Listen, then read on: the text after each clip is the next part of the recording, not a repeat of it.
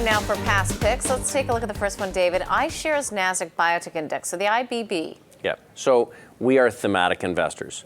And for 3 years, biotech led the market. And very clearly in October last year, virtually the day that Hillary Clinton made comments about drug pricing, it was over. And so we used stop losses on our positions. The tide started to go out. We exited. We have a zero weight in biotechs and have since about October. So we did very well in the position. But clearly since then, pharma and biotech have been under pressure. David, when you use stop losses, because some people say that's not a good idea, some people do believe in it. I certainly do. But what's your view in terms of why you use them, and how do you know which level to use them at? Is it technical analysis for you? It is. So when you're investing money, the thing you get fired for is losing money, right? You can't recover from a big mistake. If you go through life saying, I'm right, the market's wrong, sooner or later you'll get it dead wrong and build a hole you can't get out of. So we've always had a premise that if we follow things along with stop losses and ratchet them higher, we'll stay in winning positions as long as they work, but when they don't, you have a small loss, not a big loss. And whether it's Valiant, which we owned and got stopped out of it $220, or whether it's, you can go through a laundry list, BlackBerry, Nortel, Enron. Stop losses have saved me more times than I can tell you. Interesting. So we use point and figure price charts, which are a very clear type of chart that identify inflection points where the balance between buyers and sellers is changing. And that's our tool. Okay. And it just looks at the historic personality of a security and helps us to recognize when something's changing. Got it. And would you go back into biotech right now? I think it needs some more work. Okay. Medical devices look interesting, but biotech is still probably not there. Okay. Let's take a look at the next past pick. It's Apple. Yeah, Apple's been a great position we've had over time. We don't own it currently, and certainly it was a market-leading position. But when you think about it, the correction last year started in April, really in China and Europe, and eventually worked its way through into the U.S. Weaklings generally sell off at the beginning. Strength gets hit at the end.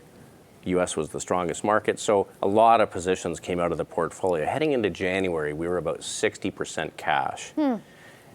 And Apple was one of the casualties, and biotechs were casualties, and so that's where the stop losses become important. Okay. Let's take a look at the next one, DH Corp. Yeah, so DH Corp, of course, in financial technology. We actually really like financial technology a lot.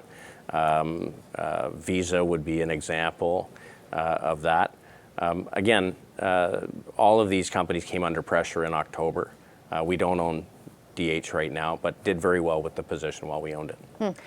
With respect to kind of almost moving in and out of positions because you don't want to lose the capital, what kind of turnover do you guys do? That's a great question. When you get into a bull market, leadership themes, which could be sectors or geographic regions, can be persistent for a long time.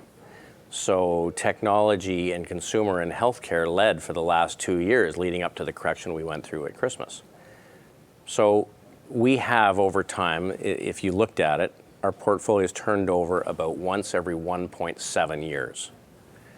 Now, there have been years where it's had lots of turnover, where there's lots of volatility and we're required to play defense.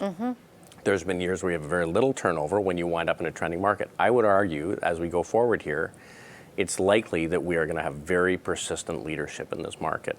And the hardest part in a bull market is to stay invested when it looks expensive relative to recent history. So what do you think that means then in terms of what you'll see turnover for you guys? I think that it's likely to be much lower. Based on the fact that most managers are way underinvested in this market and haven't believed this rally, it's likely that the market can slowly melt higher as people have to chase each dip as it comes. Well, I mean, I think that's what people are really starting to feel, and that's the chatter, is that this is a pain trade higher for a lot of people. Yes, I think it is. All right. We're going to be back after this short break. Our number is 1-855-326-6266.